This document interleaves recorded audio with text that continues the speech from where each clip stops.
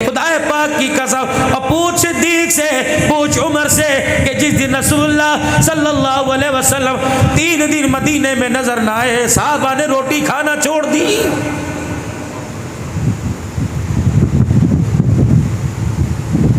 हुजूर अलैहिस्सलाम का जनाजा मेरे अजीजों हुजरा आयशा में पड़ा हुआ था। और चलो इंसानों की तो बात समझ में आती है, जानवरों को क्या हो गया, वो भी रो रहे थे। हुजूर की कस्बा ऊँटनी मदीने की गलियों में चक्कर लगा रही थी। साहबा कहते हैं कस्बा ऊँटनी सिद्दीक अकबर के सामने खड़ी होती और यूं यूं करके गर्दन हिलाती और भां भां करके रोती। सिद्दीक भी ऊँटनी के साथ रोने लग जाते और कहते उमर उस्मान तुम्हें पता है अल्लाह की एक तरफ से ये मखलूक ऊँटनी पूछ रही है। सिद्दीक जब भी मिंबर में राह में नजर आता तो एक के साथ 9 नजर आते थे। 3 दिन हो गए सिद्दीक अकेला नजर आ रहा है, दूसरा तेरे साथ नजर नहीं आ रहा है। 14 दिन ऊँटनी ने कुछ खाया नहीं, 14 दिन ऊँटनी ने कुछ पिया नहीं। सिद्दीक अकबर उमर कहते हैं मस्जिद नबवी के दरवाजे से अंदर दाखिल होती और अपनी गर्दन को अंदर करके मिंबर देखती, मेहराब देखती, भां भां करके मस्जिद की चौखट पे सर रख के रोने लग जाती। जब 14वां दिन हुआ, अम्मा आयशा कहती ऊँटनी आई, हुजूर के हुजरे की चौखट पे सर रखा, बां बां करके रोती दुनिया से रुखसत हो गई। हुजूर अलैहिस्सलाम की खिदमत में एक खच्चर आया जिसका नाम याफूर था। रहमत दो आलम अलैहिस्सलाम के सामने खड़े होकर सर हिलाने लग गए। आपने फरमाया सहाबा या रसूलल्लाह, फरमाइए कह रहे अल्लाह के नबी मुझे अपनी खिदमत के लिए कबूल फरमा लीजिए। मेरी नस्ल के अंदर, मेरी नस्ल में बहुत सारे नबियों ने मेरी नस्ल के ऊपर सवारी की है। कहने लगा मैं अपनी नस्ल में अकेला बचा। हुजूर ने फरमाया से मस्जिद के दरवाजे पे बांध दो।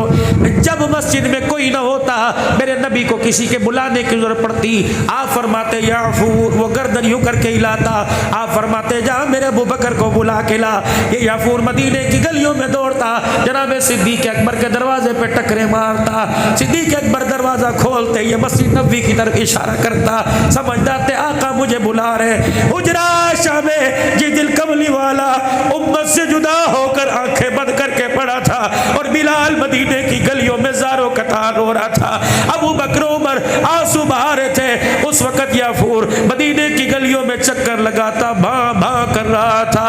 हुजूर का जनाजा उठने से पहले मदीने के बाहर कुएं में गया, छलांग लगाकर इसने अपने आप को हलाक कर लिया और बतला दिया आका दुनिया में नहीं रहे तो हमारे दुनिया के अंदर रहने का क्या फायदा है।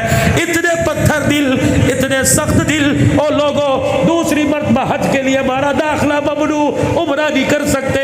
अल्लाह अकबर, या अल्लाह ये इतनी बड़ी, या अल्लाह ये इतनी बड़ी हमारे लिए पाबंदियां क्यों लग गई। करोजा अलवर से रवा आवाज आती है, जिक्र तो मेरा करते हो, इजहार मोहब्बत तो मेरे से करते हो, तरीके गैरों के अपनाते हो, इसलिए मैं मोहम्मद का रोजे पर बुलाने को दिल ही नहीं करता है। नारे तकबीर, नारे तकबीर, नारे तकबीर। 5 मिनट की बस मेरी बात और सुन लीजिए। गर्मी बड़ी ज़्यादा है, अल्लाह इस गर्मी से बचाए, जहन्नम की गर्मी से भी अल्लाह हमें बचाए। एतदाल वाला ठंडा मौसम कब्र का भी दे दे, मिजाज वाला मौसम हसर का भी अता फरमा दे। 5 तोहफे आपके पास लेके आया हूँ मेरे अजीज़ों। जब किसी जगह जलसा होता है, जब किसी जगह कोई कॉन्फ्रेंस होती है तो बाहर कोई स्टॉल लगा के टोपियाँ बेचता है, कोई सुरमा बेचता है, कोई मिसवाकें बेचता है, कोई किताबें देता है। मैं भी आपके सामने 5 तोहफे बेचने नहीं आया, बल्कि 5 तोहफे हदिया करने के लिए आया हूँ। पहला तोहफा मेरे अजीज़ों ले लो, खुदाए पाक की कसम इसकी सनत डायरेक्ट गुंबद खजरा तक जाएगी। इसकी सनत मेरे अजीज़ों हुजूर के रोज़े पे जाएगी, नकद सलाम आएगा। पहला तोहफा ये मेरे अजीज़ों, आज के बाद जब कटिंग कराने जाओ, जब हमाम पर जाओ तो दाई तरफ की मांग नहीं निकलवानी, बाई तरफ की मांग नहीं निकलवानी। कहना या तो बीच की मांग निकाल दे या मेरे बाल सीधे ऊपर की तरफ कर दे। अल्लाह अकबर। मेरे अजीज़ों दाई तरफ मांग निकालोगे यहूदियों का तरीका, बाई तरफ मांग निकालोगे ईसाइयों का तरीका, बीच में मांग निकालो या बालों को ऊपर की तरफ ले जाओ, ये मुहम्मदुर रसूलुल्लाह का तरीका। हमने कोक छोड़ दी, टोटल के पेट्रोल पंप से पेट्रोल डलवाना, शेल के पेट्रोल पंप से पेट्रोल डलवाना छोड़ दिया। उसने कहा परवाह कोई नहीं, या रुपयों में बिकता था, वहाँ डॉलरों में बिक रहा है, हम तो बेचेंगे।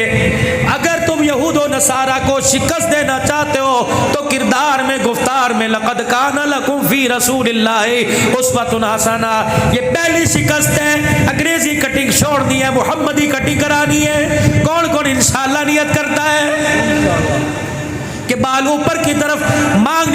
पहले पता नहीं था गुनाहगार थे या नहीं थे, अब पता लग गया तो दोहरा गुना।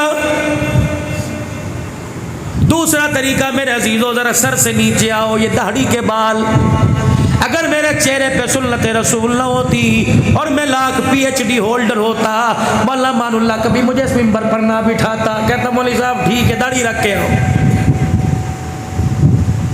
एक नहीं 1,24,000 नबियों की ये सुन्नत है। चेहरे पर सजा के चले जाओ, इंशाअल्लाह क़यामत के दिन मैदान माशर में आमना के लाल के पास खड़े होकर खुदा से जो मांगोगे अल्लाह देगा। जिम्मेदारी से कहता हूँ, दाढ़ी चेहरे पर सजा के जाओ, मरते हुए कलमा नसीब होगा। दाढ़ी चेहरे पर सजा के जाओ, अल्लाह अकबर। कब्र के अंदर फरिश्ते देख के कह देंगे, इससे सवाल करते हया है इसके चेहरे पे हुजूर अलैहिस्सलाम की सुन्नत मुबारक है। दाढ़ी का ख्याल करो, शैतान करीब नहीं आता। पहली सुन्नत मेरे अजीजों, सर के बाल नबवी तरीके से, और दूसरा दाढ़ी। तीसरा थोड़ा नीचे आ जाओ, ये मैंने अपने गले को बैन लगा रखा है, मगजी गला, गोल गला तरीजों वाला। या तो बैन लगाओ या मगजी गला पहनो। ये कॉलर खुदा की कसम नबी की सुन्नत नहीं, ये ईसाइयों का तरीका है।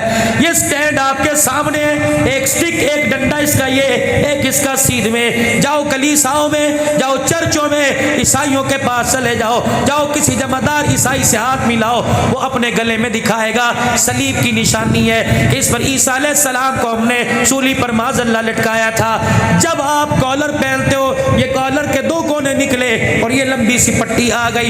ईद के दिन ईदगाह जा रहे हो, बीवी देख के कह रही है बड़ा सोना लगदा पिया, अम्मा कह रही है मेरा पुत्र हीरा लग रहा, लेकिन खुदा है पाक की कसम रोजा अनवर से आवाज आ रही अच्छा नहीं लग रहा है। बैन गला, ईद के कपड़े सिलवाने हैं, कईयों ने दर्जी को कपड़े दे दिए, कईयों ने सिलवाने हैं। जाओ दर्जियों से जाके कह दो आज मौलवी साहब से सुल के आए हैं, या तो बैन लगा दे या गोल लगा दे। ये अंग्रेजों का तरीका नहीं, सोने शान वाले मुस्तफ़ा का तरीका है। ये चकोर दामन नबी की सुन्नत है, गोल दामन नहीं, ये चकोर दामन रहमत दो आलम की सुन्नत है। शलवार टखनों से ऊंची करना, अल्लाह की कसम ये सिर्फ दबियों का तरीका नहीं है, मुहम्मदुर रसूलुल्लाह का तरीका है। अल्लाह गनी, क्या पता मोबाइल के जरिए मेरी बच्चियां भी सुन रही हो, मेरी बहनें क्या पता मस्जिद के किसी आते कोने में बैठी हो।